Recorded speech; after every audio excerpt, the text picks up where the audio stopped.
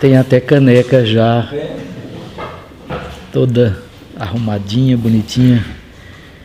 Então é uma alegria muito grande, porque certamente vocês sabem que eu sou um entusiasta da causa de Dom Expedito Lopes. Desde quando eu cheguei aqui em Garanhuns e que eu tive a certeza subjetiva da sua santidade, a partir dos fatos, das evidências, das leituras, dos testemunhos, para mim está absolutamente claro o caminho de santidade que Dom Expedito trilhou. Senão pelo martírio, como infelizmente a tese do martírio foi rejeitada, mas pelas virtudes heróicas. E agora Padre Tiago, que está estudando exatamente a temática, acabou de fazer um curso sobre isso, trouxe a novidade que eu infelizmente não sabia ainda. O Papa Francisco criou uma via média entre o martírio e as virtudes heróicas. Eu quero primeiro apresentar a vocês alguns livros que foram lançados ao longo dos anos sobre Dom Expedito Lopes. Eu o tenho lá em casa, mas infelizmente não encontrei. O primeiro, na verdade, é do Frei Pereia, um frade carmelita que escreveu algumas crônicas muito interessantes. São 2 volumes e ele, de fato, resgata bastante essa dimensão espiritual, especialmente da morte de Dom Expedito. Porque imediatamente depois da morte, a tese do martírio foi logo aceita e alardeada por todos. Uma produção que já tem um pouco mais de criticidade no sentido científico da palavra é o livro de Frei Francisco da Silva. Frei Francisco foi o canonista responsável por todo o processo da fase diocesana. Ele organizou toda a documentação, ouviu testemunhas, anexou documentos, enfim. E depois que ele fez esse processo todo, ele então publicou esse volume chamado Vida de Dom Expedito Lopes, Bispo, Mártir de Garanhuns. Por aqui vocês já percebem que a tese do martírio era bastante aceita.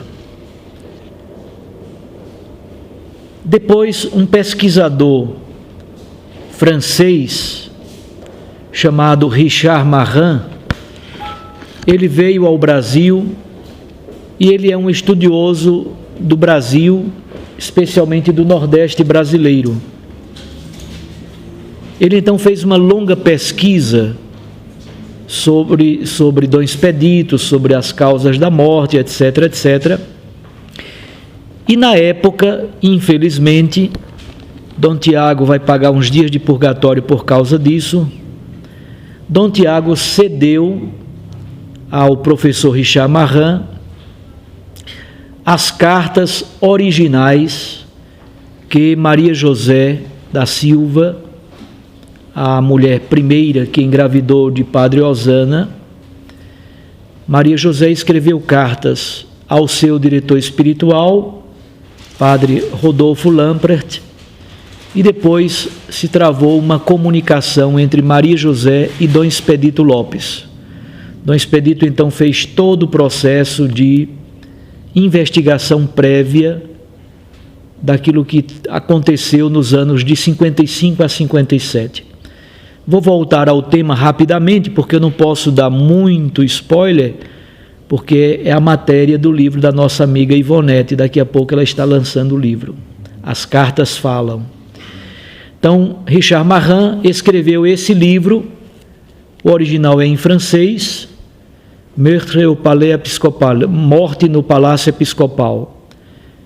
Ele é um sociólogo, marxista, e fundamentalmente a tese dele é que encontraram um bispo mártir conservador para a igreja conservadora do Nordeste brasileiro. É um pouco essa a tese dele. E no fundo, ele dá muito mais ênfase a Osana, e sempre quando trata de Dom Expedito Lopes, trata de modo pejorativo, negativo, etc, etc. As irmãs do Instituto Nossa Senhora de Fátima publicaram um livro fininho, despretensioso, mas muito interessante, porque aqui são resgatados testemunhos, são resgatados alguns documentos, sobretudo aqui, aquilo que irmã Cândida escreveu entre 18h30 e 2h15 da madrugada ao pé do leito de morte de Dom Expedito. Isso é um testemunho incomensurável de belo. Então, Dom Francisco Expedito Lopes, bispo mártir de Garanhuns, das irmãs do Instituto de Nossa Senhora de Fátima. Em 94, Ana Maria César escreveu A Bala e a Mitra. Ana Maria César é filha do juiz de direito que conduziu o processo. Então, ela, adolescente, praticamente criança, adolescente, ela teve acesso e via o pai trabalhando na causa, etc. Então, ela se embrenhou nesses documentos, porque o pai dela, juiz de direito, guardou um grande repertório de documentos e, enfim, ela fez uma pesquisa muito interessante. Só que a primeira edição de A Bala e a Mitra não conhecia ainda as cartas. Daí ela publicou uma segunda edição. Esta é a segunda edição de A Bala e a Mitra, que é de 2010. E nesta segunda edição ela já dá conhecimento às cartas trocadas entre Maria José e Dom Expedito Lopes. Um rapaz de Fortaleza, chamado Igor Alves Monteiro, estudante de História, ele quis fazer uma dissertação de mestrado sobre Dom Expedito Lopes. Agora, é muito importante aqui o subtítulo do livro dele. Então, o título é Do Bispo Morto ao Padre Matador. O subtítulo é o que eu acho mais interessante. Dom Expedito e Padre Osana nas construções da memória. Aqui está o objetivo científico do historiador. Ele não está muito interessado nos fatos, e aqui está o problema dele. Às vezes ele é relapso na análise dos fatos, porque o interesse dele é muito mais resgatar a memória subsequente. É interessante do ponto de vista historiográfico. Então, em alemão tem uma expressão muito interessante, Wirkungsgeschichte, é a história dos efeitos, é a história das consequências do fato. Então, o fato em si não é tão analisado como deveria, mas a preocupação dele é muito mais com a história subsequente dos efeitos e das construções da memória. Mais uma vez, como bom historiador, tem um ranço um pouco anti-eclesial, anticlerical. No fundo, ele quer nos dizer que a Igreja Diocesana de Garanhuns construiu uma memória meio fictícia em torno da, digamos, da face, da imagem de um bispo santo. E que isto não seria tão condizente com os fatos históricos, mas seria muito mais uma construção historiográfica dos efeitos e até mesmo das forçações de barra, assim digamos, pelo poder simbólico da igreja, das celebrações e dos milagres que são contados, das graças alcançadas, das histórias que as irmãs de Nossa Senhora de Fátima contam. Então, de certo modo, a hipótese de trabalho dele, que eu acho que aqui ele peca, porque também ele não dá conhecimento às cartas. Sem as cartas, temos aqui uma lacuna histórica gravíssima. Direi duas palavras sobre as cartas.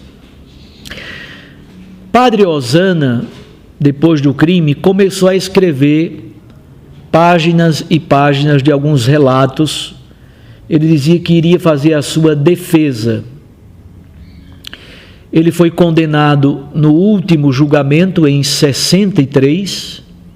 Padre Osana só foi condenado definitivamente em 63. Não sei se todos sabem, antes houve 2 julgamentos.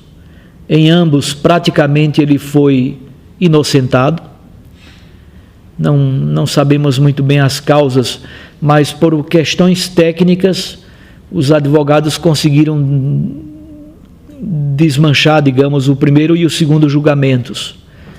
Efetivamente, ele foi condenado a 14 anos de prisão, somente no terceiro julgamento, que já aconteceu em 63. Ele ficou preso em regime fechado de 63 a 69, 6 anos. Em 69 ele recebeu um livramento condicional e veio para o sítio lá no município de Correntes. Então, uma repórter da televisão chamada Thaisa Brito, sabendo que Padre Osana havia escrito relatos, algumas memórias, algumas histórias, ela se interessou pelo fato e quis contar a história a partir do ponto de vista de Padre Osana. O livro, então, é A Confissão do Padre Osana. Thaisa Brito, natural de Petrolina, ela era repórter de acho que não sei, da Rede Globo, se não me engano, acho que sim. Bom, estes aqui, juntamente com o livro do Frei Pereira, são as produções mais importantes que temos até agora sobre Dom Expedito Lopes. Ivonete, então, sentiu a necessidade de escrever também um livro a partir das cartas, e não somente a partir das cartas trocadas entre Maria José e Padre e Dom Expedito, mas também das cartas circulares.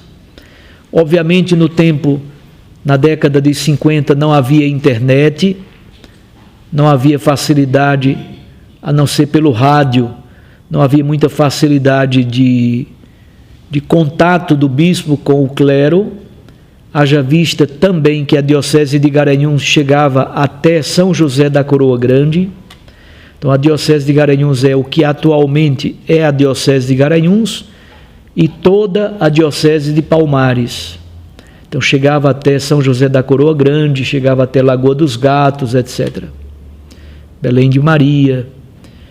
Então, as distâncias, se você fizer a medição entre Itaíba e São José da Coroa Grande, já é algo bastante razoável. Como é que os bispos se comunicavam com o povo e com o clero? Por meio de cartas. Ele não chamava de cartas pastorais, mas de cartas circulares. Então, se vocês quiserem ter um conhecimento daquilo que pensava Dom Expedito Lopes, é preciso ler as suas cartas circulares. Há sobre muitos temas interessantíssimos. Bom, sobre o perdão propriamente dito, talvez uma outra premissa antes de entrarmos no perdão. Eu estava dizendo para Padre Tiago,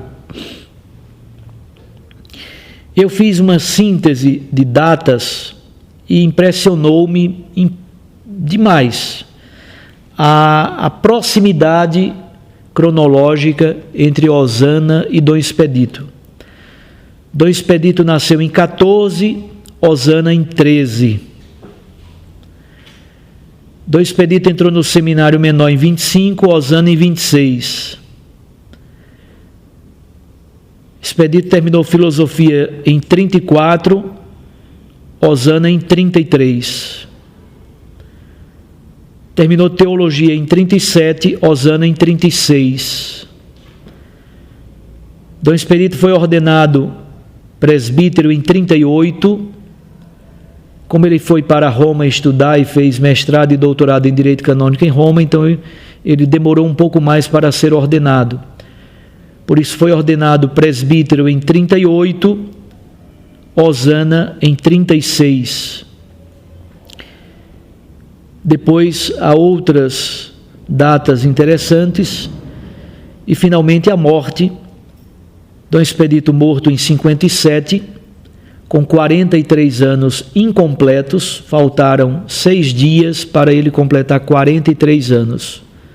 Quando a gente olha para a imagem dele, imagina que ele seja mais maduro, mais idoso, mas ele tinha na verdade 42 anos, faltavam 6 dias para completar 43 anos. E Osana morreu em 97, 40 anos depois de Dom Expedito. 57, 97. Osana morreu com a idade de 84 anos, próximo de fazer 85. Então estas duas vidas se entrecruzaram de modo muito marcante, muito forte. Como premissa também é importante que se diga uma coisa: Osana nunca pertenceu ao clero da diocese de Garanhuns. Padre Osana foi mandado em 26 para Olinda, porque não havia nem seminário menor aqui em Garanhuns. Então Dom Moura mandou o seminarista Osana, com 13 anos de idade, para Olinda para começar o seminário menor. No ano subsequente, em 27, Dom Moura cria o seminário menor de Garanhuns, aqui. E aí Osana retorna de Olinda, porque ele terminou o seminário menor no seminário aqui de Garanhuns. Posteriormente ele volta para Olinda, mas aí já para estudar filosofia. E no término da filosofia aconteceu um fato grave. Osana esfaqueou um colega seminarista. Ele era conhecido no seminário como Osana Gato. Era o apelido que os colegas seminaristas deram a Osana. Exatamente porque ele era agressivo e dava botes e sempre estava ferindo alguém, etc. Tanto que houve esse fato ligado a esta agressão. Além do mais, o pai de Osana era maçom. E na época isso era bastante grave. O bispo da época então disse que muito provavelmente ele não poderia ser ordenado presbítero por causa desta situação do pai vinculado à maçonaria. Mas o que fez com que Osana fosse demitido do seminário foi exatamente a agressão ao seminarista. Ele então saiu procurando seminários pelo Brasil afora. Procurou em João Pessoa, na própria Arquidiocese de Olinda e Recife, depois em Salvador, em São Paulo, e finalmente ele conseguiu na Diocese de Santa Maria, no Rio Grande do Sul. Então, Padre Osana foi ordenado sacerdote na Diocese de Santa Maria, no Rio Grande do Sul. Depois de 1 ano e meio, inventou uma briga com o bispo de lá para ter o pretexto de retornar a Garanhuns. Chegando a Garanhuns, a diocese estava vacante. Ele então procurou a diocese de Pesqueira, e a diocese de Pesqueira nesta época era todo o sertão do Pernambuco. Então, de Pesqueira a Petrolina, tudo isso era a diocese de Pesqueira. E o bispo de Pesqueira o mandou para Tabira, e ele ficou responsável pela capela de Ingazeira. Há dois episódios gravíssimos lá, uma briga grande na cidade, inclusive com o prefeito, envolveu o delegado, pelo meio uma confusão horrível, e ele também foi acusado com provas de ter roubado o ouro da capela de Ingazeira. Aí volta a Osana de lá para cá. O bispo de Garanhuns o recebe por caridade, mas ele não fica em Garanhuns. É mandado para Nazaré da Mata. Na diocese de Nazaré, ele ajuda um pouco em Surubim, em Timbaúba, não se agradou de lá, retorna Osana, passa um período em Palmares, sendo capelão das irmãs lá daquele colégio Nossa Senhora de Lourdes, depois vai para a Lagoa dos Gatos. Em Lagoa dos Gatos, mais uma vez, conflitos graves envolvendo sempre as lideranças locais, conflitos com o prefeito, com o delegado, etc. Volta a Osana para cá novamente. Finalmente, o bispo o coloca como pároco de Panelas e ele permanece em Panelas até o ano de 44. O bispo, mais uma vez, em Panelas teve brigas homéricas, foram coisas grotescas, as mais graves foram em Panelas. Dom Mário de Miranda Vilas Boas, então, tenta transferi-lo para Lagedo, ele não aceita de modo nenhum, e bate o pé e não aceita. Neste ínterim, Dom Mário foi transferido como arcebispo de Belém do Pará, e aí Osana não vai para Lagedo, fica no Banho-Maria, em Correntes. Quando chega o bispo seguinte, o coloca em Quipapá. Então ele toma posse em Quipapá no dia 17 de julho de 44. Estes dados são interessantes para a gente entender o contexto maior.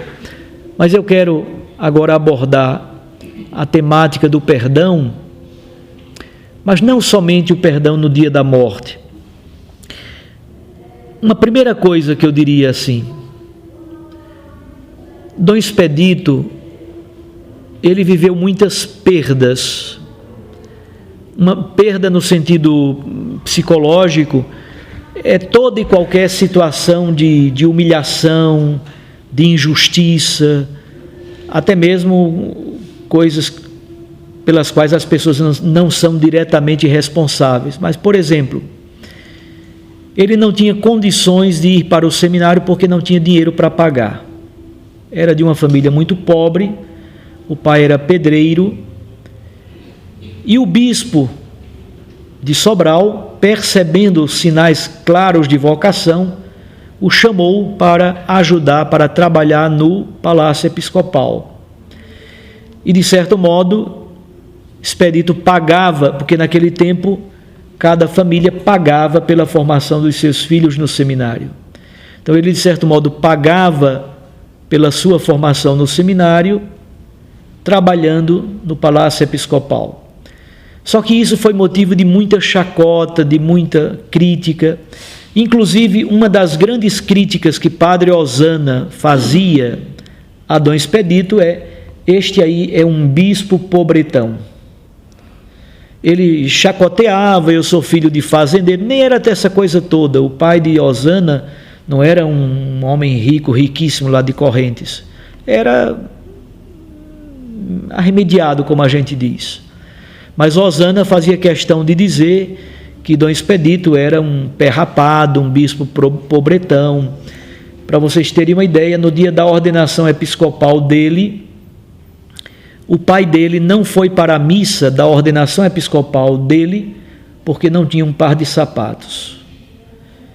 E é bonito ver como depois da celebração, terminou a celebração de ordenação, Dom Expedito, a primeira coisa que faz é vir à casa dos pais para pedir a bênção à mãe, ao pai e também a uma senhora que trabalhava na casa, chamada Dona Santa, que era ama de leite, criou praticamente os filhos, esteve com a família a vida toda.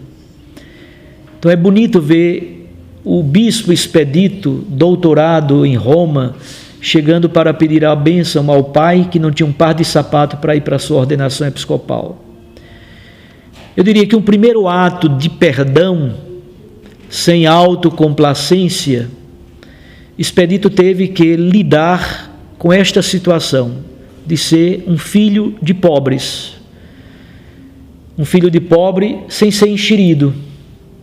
Nunca se arvorou pelo fato de ter tido a oportunidade de trabalhar no palácio com o bispo, o fato de ter ido para Roma estudar e fazer doutorado em direito canônico. Nunca subiu a cabeça nada disso. Dom Expedito sempre usou a batina preta não filetada, batina de padre. Há uma diferença entre a batina de bispo e batina de padre. A batina de bispo tem um fio vermelho, os botões são vermelhos, enfim, é chamada de batina filetada. Dom Expedito, a mesma batina de padre que ele sempre usou, ele continuou usando. Então ele nunca teve grandes pretensões e lidou com isso de modo muito belo. Eu diria que uma primeira grande atitude de perdão de Expedito foi perdoar todos aqueles que usaram de críticas, ironias, chacotas, por causa da sua pobreza, por causa desta situação familiar. E depois acolher também existencialmente, antropologicamente, psiquicamente, acolher esta situação. E isso a gente percebe claramente que ele acolheu pelo testamento que ele escreveu. Então, quando a gente lê o testamento, diz: aqui está um homem livre, aqui está um homem que soube lidar com a pobreza sem... Aqui, no seminário, eu fui formador de seminário durante 10 anos, às vezes é um drama, porque há meninos que vêm de famílias muito pobres, e aceitar a pobreza, as origens, as raízes familiares, nem sempre é fácil. Então, uma primeira grande experiência de perdão, de acolhimento, de aceitação, de saber lidar com esta situação existencial é em relação à sua pobreza. O testamento de Dom Expedito, eu creio que é o elemento mais bonito de um homem livre que acolheu plenamente a pobreza de Cristo e esposou a pobreza como atitude de vida, atitude existencial e atitude também no seu ministério. Cheguemos então agora aos fatos vinculados à morte propriamente dita. Porque construiu-se, se vocês forem ao YouTube, tem vários documentários sobre Dom Expedito Lopes. Inclusive alguns jornalistas o fazem. De qual pressuposto eles partem? De que Dom Expedito Lopes, como é que vocês dizem aqui, ficou prenhe de fofoca, não é assim que vocês dizem? Tem essa expressão aqui? Prenhou pelos ouvidos. Prenhou pelos ouvidos, é. Pois é. A hipótese, a tese de vários que estão fazendo documentários no YouTube é: Dom Expedito Lopes ouviu as mulheres fofoqueiras de Quipapá. E isso absolutamente não é verdade. Ele teve que lidar, inclusive depois da morte, com muitas detratações. Foi detratado de todos os lados. O bispo intransigente, que ouviu as fofoqueiras e os fofoqueiros de Quipapá, inclusive o ex-sacristão é considerado o fofoqueiro mor, coisa que não o é de fato, e Dona Lourdes, que até alguns dias estava viva, foi também acusada de ter sido a fofoqueira que trouxe notícias infundadas para Dom Expedito. Aqui está outro ambiente grandioso de perdão. Ele teve que viver todas estas detratações no silêncio e no perdão cotidiano. Por quê? Só para vocês terem alguns dados. Os fatos vinculados a Osana já eram conhecidos por Dom Expedito desde 1955. Então, praticamente 2 anos antes da sua morte, Dom Expedito já conhecia todos os fatos. Eu não vou dizer o nome porque ele agora acabou de me pedir que eu não o dissesse. Mas o pintor que está pintando a casa da residência episcopal é neto de Padre Osana. Ele é neto de Osana, neto de Quitéria. Quem é Quitéria? A outra mulher. Acompanhe. Em 53, Maria José engravida a primeira vez. Quem era Maria José? Maria José da Silva, correntina, prima de Padre Osana. Primeiro veio um irmão dela, depois veio ela própria, para Quipapá cuidar dos serviços da casa paroquial. Logo depois, começa vida marital entre Osana e Maria José. Em 53, Maria José engravida a primeira vez. Osana a leva a Recife, ao Hospital São Marcos, em Recife. Disseram-me que ainda existe. Então, no Hospital São Marcos, aconteceu o aborto desta criança. Então, por esse primeiro fato, Osana já está excomungado, late sententiae. Padre Tiago, que é canonista, pode dizer melhor do que eu. Não somente, Maria José confessava-se com Osana, inclusive sobre o pecado contra o sexto mandamento. É outro caso de excomunhão late sententiae. A confissão do cúmplice ou da cúmplice no pecado do sexto mandamento. Então temos aqui dois graves pecados, ambos que provocam excomunhão late sententiae, significa imediatamente. Pelo próprio fato de ter praticado, já acontece a excomunhão. Aborto e confissão da cúmplice no sexto mandamento. Maria José, então, é mandada para Palmares, para o colégio lá das irmãs, e Osana imediatamente coloca no lugar uma segunda moça, mais jovem inclusive, chamada Quitéria. Imediatamente Quitéria passa a ser a concubina e começam as relações sexuais entre Osana e Quitéria. Maria José tem um pouco de melhora, que ela ficou muito anêmica, ficou muito fraca e muito adoentada depois do aborto, e aí ela retorna a Quipapá. E quando chega a Quipapá, encontra já esta situação. E ela percebeu as coisas, inclusive numa ocasião ela flagrou as relações sexuais entre Osana e a Quitéria. Maria José, então, engravida uma segunda vez. E ela faz um combinado com o Padre Osana. Em julho de 55, aconteceu no Rio de Janeiro o Congresso Eucarístico Internacional. E Padre Osana foi. Maria José então disse: leve-me para o Congresso Eucarístico Internacional e eu vou deixá-los quietos. Nunca mais eu me meto no relacionamento de vocês. Osana levou. Chegando no Rio de Janeiro, Maria José procura um sacerdote para se confessar. Ela já não aguentava mais e ela não queria de novo cometer o aborto. Ela então encontra um sacerdote que está confessando na paróquia de Cristo Redentor, no bairro das Laranjeiras, bairro onde está a sede do meu time do coração, o Fluminense. Nossa torcida enche uma Kombi, né? Bom, Maria José vai se confessar e encontra um padre alemão chamado Rudolf Hans Lamprecht. Foi aportuguesado o nome dele para Padre Rodolfo. Então, Padre Rodolfo Hans Lamprecht. É um padre verbita. Eu consegui todos os dados biográficos de Padre Rodolfo.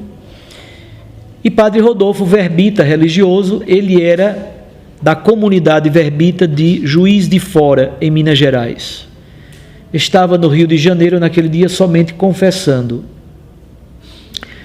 Confessou Maria José, ela contou a história toda de ponta a ponta, pediu socorro ao padre: socorra-me pelo amor de Deus. O padre disse: olha, minha filha, eu não posso fazer nada por você, a não ser que você volte, eu te dou dinheiro da passagem, você vai voltar para aqui, papá, não vai dizer nada a ninguém, e você vai me escrever uma carta contando essa história toda e dando-me a permissão para entrar em contato com o bispo Dom Expedito Lopes.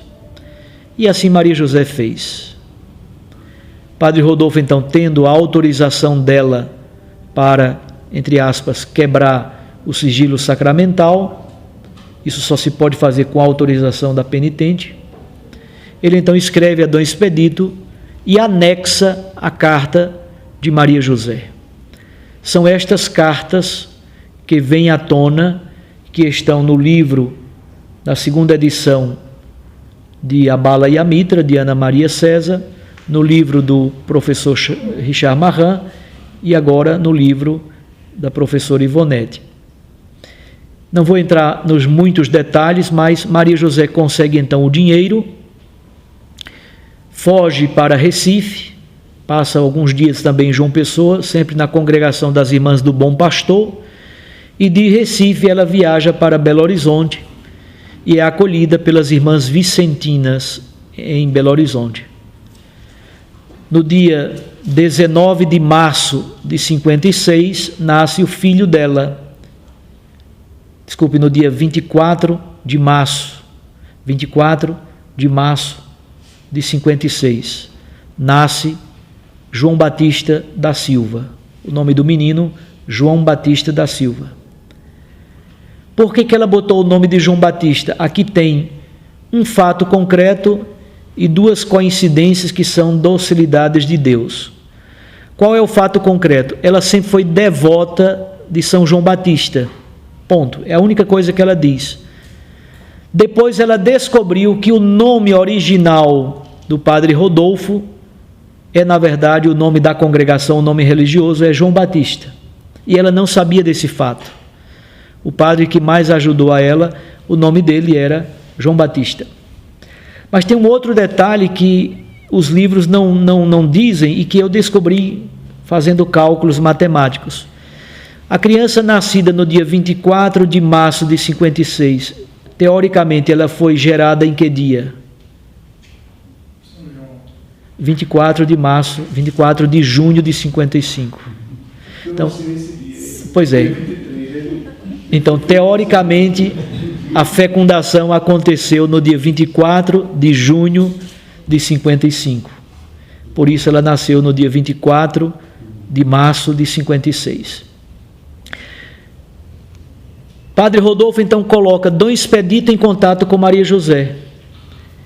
E aqui é travada uma bela comunicação. Repito, não vou entrar nos detalhes, mas todos os detalhes detalhíssimos Maria José conta nestas 4 cartas. Dom Expedito faz, Padre Tiago, aquilo que nós chamamos hoje de investigação prévia. Investigação prévia. Neste intervalo, Dom Expedito vai sempre consultando a Nunciatura Apostólica e a Santa Sé sobre como deve proceder. Finalmente, a Nunciatura Apostólica traz a notícia da Santa Sé, e a notícia é: o próprio bispo deve fazer o decreto de suspensão de ordens. Agora, nas cartas, Maria José pede que Dom Expedito nunca utilize as informações que ela dá para punir Osana. E aqui está outro dado fabuloso, eu acho absolutamente fabuloso. Dom Expedito manteve o sigilo, o respeito à palavra dada a Maria José e nunca utilizou uma linha daquilo que Maria José disse nas cartas para punir Osana. O que é que Dom Expedito utilizou? Há uma norma no direito canônico, sobretudo no direito canônico de 1917, que era o que prevalecia na época, que as empregadas domésticas de casas paroquiais não podem ser jovens, etc, etc, etc. Dom Expedito entrou por aí. Ele utilizou 2 argumentos. Osana vivia no trem entre Quipapá e Angelim. Ele vinha de trem de Quipapá a Angelim, pegava o cavalo em Angelim e ia por Palmeirina para a fazenda dele em Correntes. Então ele era considerado um padre cacheiro viajante, vivia no trem para cima e para baixo. Então Dom Expedito pegou de certo modo, o abandono pastoral da paróquia, um dos argumentos. E o segundo argumento mais forte é retirar Quitéria da casa paroquial. E foi dando prazos, foram 4 prazos dados. Não sei se vocês sabem, no retiro do clero em janeiro de 56, o retiro sempre acontecia no Colégio Diocesano de Garanhuns. No retiro do clero em janeiro de 56, Osana agrediu fisicamente Dom Expedito. Foi porque Monsenhor Calô e Monsenhor Tarcísio Falcão chegaram na hora e a turma do Deixa Disso entrou no campo. Mas houve uma agressão verbal e física durante o retiro do clero em janeiro de 56. Dom Expedito então foi conversando, dialogando, ouvindo a Santa Sé, a Anunciatura Apostólica, tentando, por meio de Padre Acácio, mandava um padre lá e mandava outro padre, o vigário-geral, e para cá e para lá, não teve jeito. Então, no dia, a data precisa é no dia 23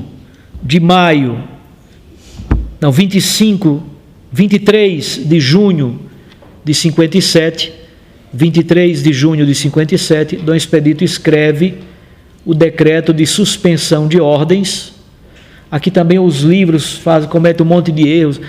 O bispo excomungou o padre, não houve excomunhão, já teria matéria para excomungar, obviamente, para declarar a excomunhão. Mas o bispo nunca excomungou o padre Osana. Suspensão de ordens é a perda do ofício, no caso ele deixa de ser pároco de Quipapá, e ele é suspenso do ministério das funções presbiterais. E o decreto do dia 23 de junho dizia: se você, até o dia 1º de julho de 57, não cumprir o que foi mandado de retirar a Quitéria de dentro da casa paroquial, você estará suspenso de ordens automaticamente. Ele não retira e a suspensão acontece. O restante da morte, os dados da morte nós já conhecemos, mas eu queria aqui focar neste segundo elemento do perdão. Dom Expedito foi agredido fisicamente por Padre Osana em janeiro de 56 e imediatamente liberou o perdão. Perdoou, continuou buscando, continuou cercando de cuidados, de carinho. Dom Expedito foi vítima de todo tipo de fofoca, de comentários maliciosos e de agir injustamente e com dureza excessiva. Manteve sempre o silêncio e tudo entregava nas mãos de Deus. E agora vem o fato da morte de Gari. Se me permite... Pois não, por favor. Sim, é sair? Fique à vontade, por favor. Que hora temos?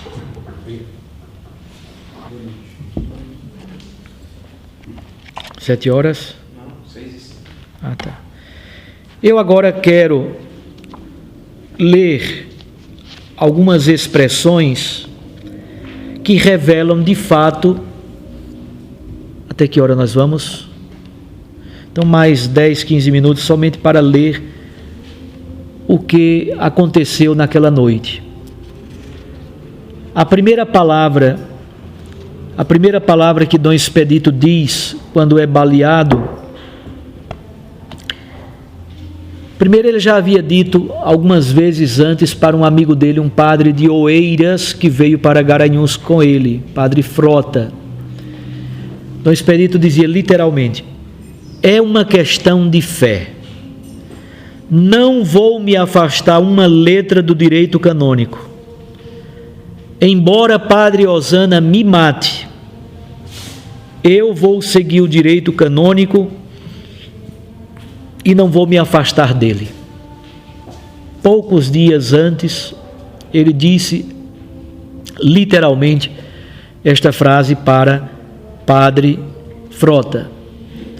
Segundo, o testamento de Dom Expedito foi escrito pouco tempo antes da sua morte, poucos dias antes da sua morte. Por que Dom Expedito escreveu um testamento poucos dias antes de sua morte? o clima de animosidade, o clima foi piorando cada vez mais. Então ele tinha clareza de que algo grave pudesse acontecer. Quais foram as primeiras palavras que Dom Expedito disse para Monsenhor Calot?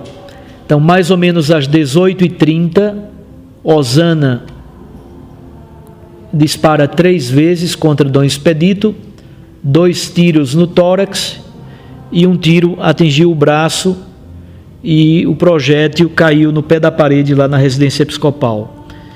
Essa bala hoje está guardada na Cúria Diocesana.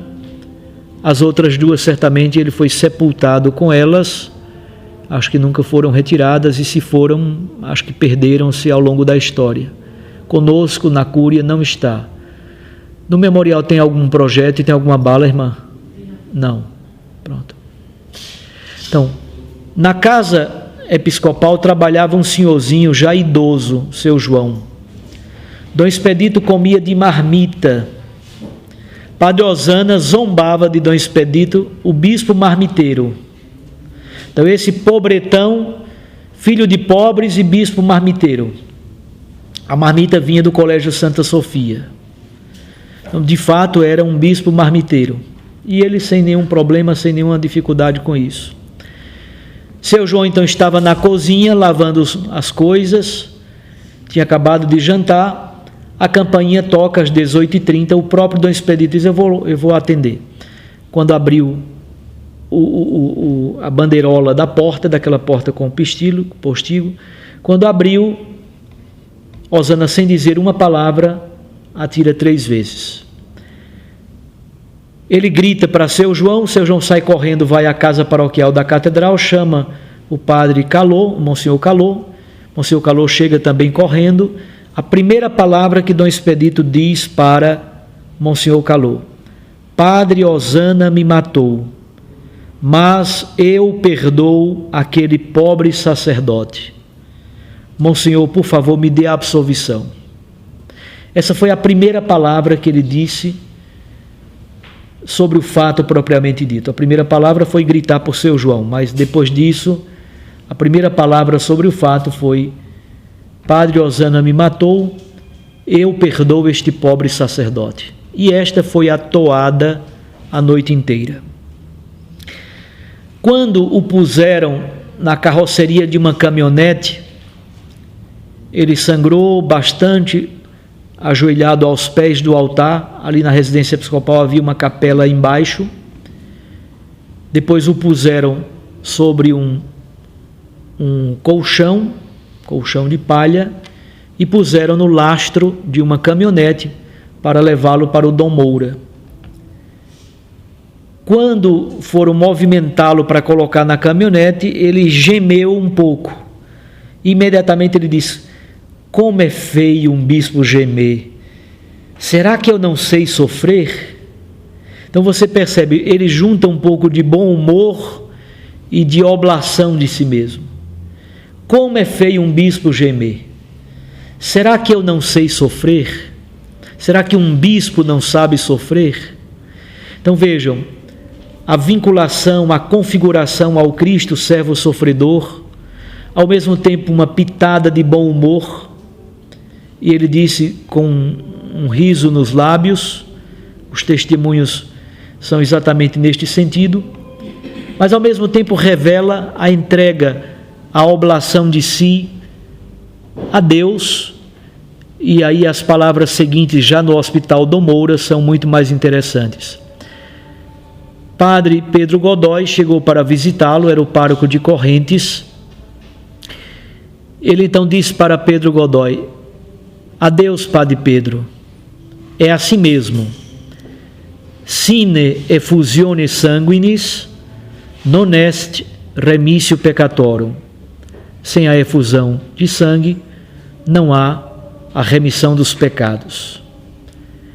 Depois, mais adiante, os testemunhos dizem, e a irmã Cândida, de modo especial, ficou ao pé da cama, registrando cada palavra, cada fato. Foi somente irmã Cândida, irmã Terezinha? Somente irmã Cândida que fez o registro, ou mais alguma das irmãs? A irmã Cândida. Escutou toda. E foi anotando detalhe por detalhe a noite inteira. Ele diz então: estou sentindo realmente muitas dores. Que seja tudo pela diocese. É bom que doa mesmo, para que aquele padre não ofenda mais nosso Senhor Jesus Cristo. Irmã Cândida anota: nenhum pedido de conforto, nenhum pedido de alívio, não gemia, não se queixava, nem mesmo pedia para molhar os lábios ressequidos pela sede. Praticamente ao final do processo, ele diz: meu Deus, aceitai o sacrifício da minha vida pela conversão daquele pobre sacerdote. Onde está o padre Osana? Diga-lhe que eu o perdoo. Meu Jesus, misericórdia. Um pouco adiante ele retoma: diga ao pobrezinho do padre Osana que eu o perdoei. Procurem ter pena de padre Osana e lhe digam que eu já lhe dei o meu perdão. Chegou o doutor Godofredo na hora e disse assim: o bispo está trevaleando. Ele então, ainda acordado e consciente, disse: o bispo está conversando com Nosso Senhor. O médico ficou assustado. Corrigiu na hora o médico. O médico já pensava que ele já estava nas últimas, que já estava fora de si, já estava dizendo coisa um pouco fora. Não, o bispo está conversando com Nosso Senhor.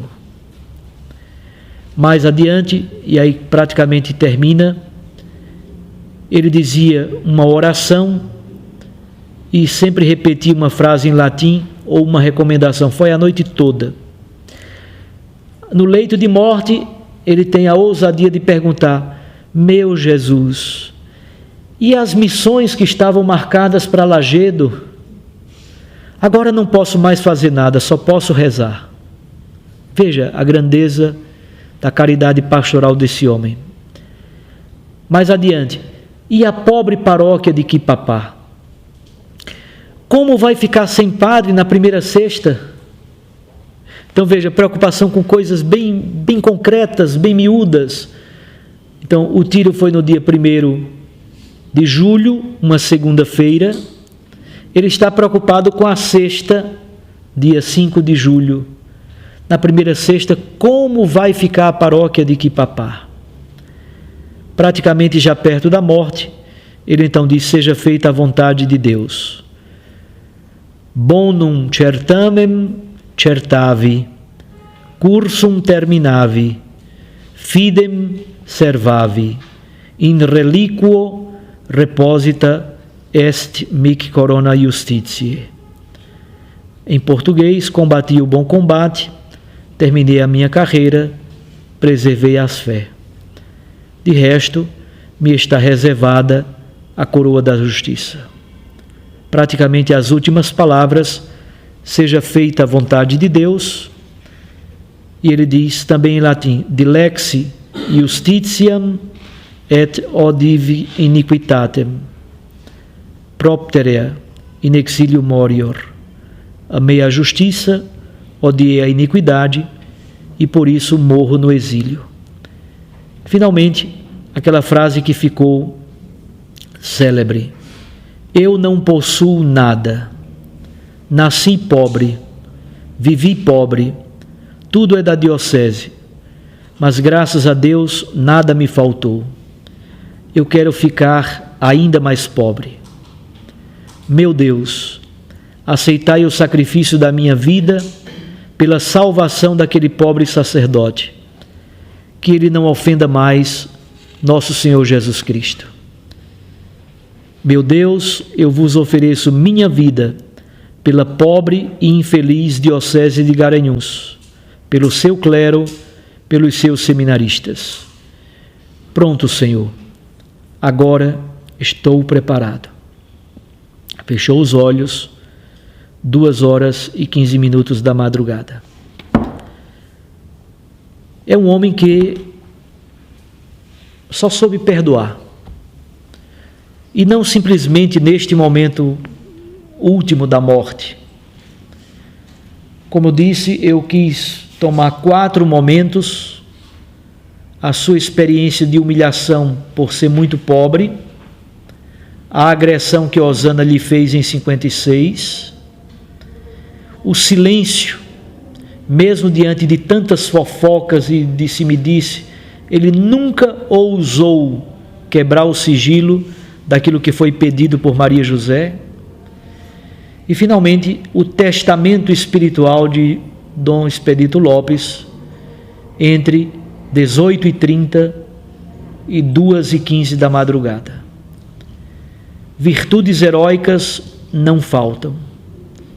Eu oro ao nosso bom Deus, que a gente, Padre Tiago até pode explicar melhor como é.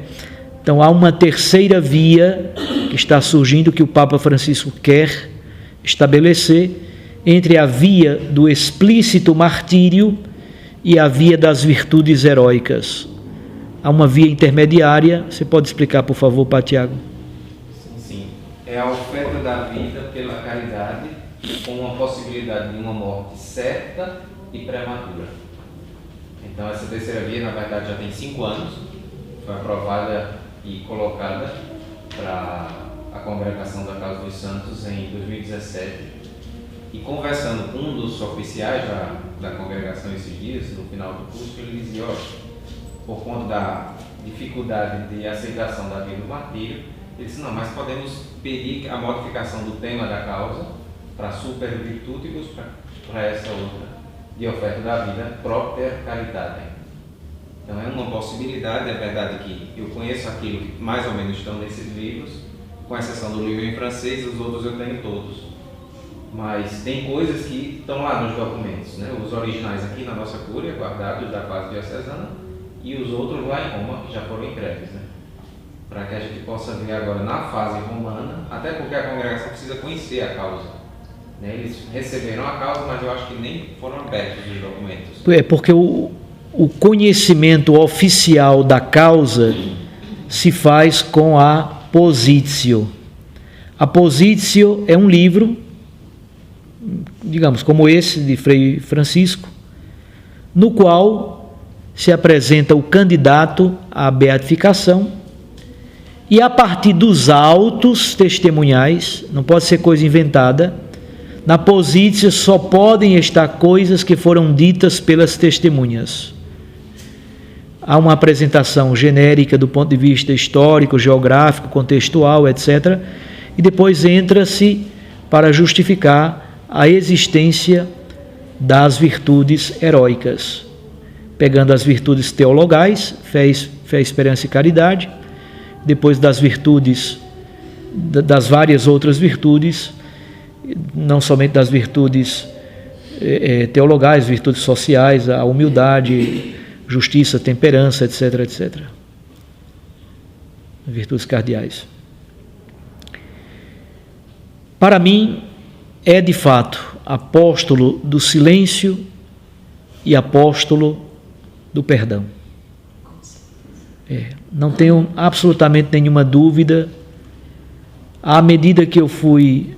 Hoje eu conheço bastante bem a causa, o processo todo, a história.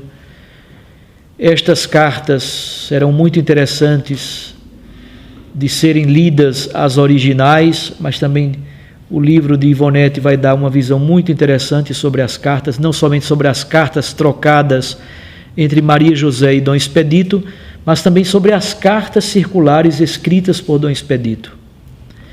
Infelizmente, o arquivo da Diocese de Oeiras, o livro de tombo foi perdido.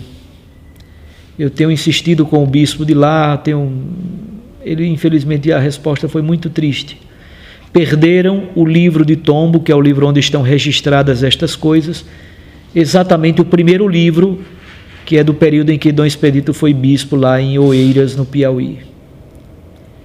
Mas as cartas circulares dele também devem ser conhecidas, dão uma visão bastante panorâmica daquilo que pensava Dom Expedito Lopes.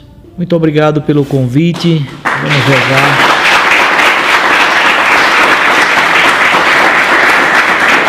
Eu creio que 2 compromissos importantes a gente tira nessa noite. O primeiro é também nós sermos homens e mulheres do perdão.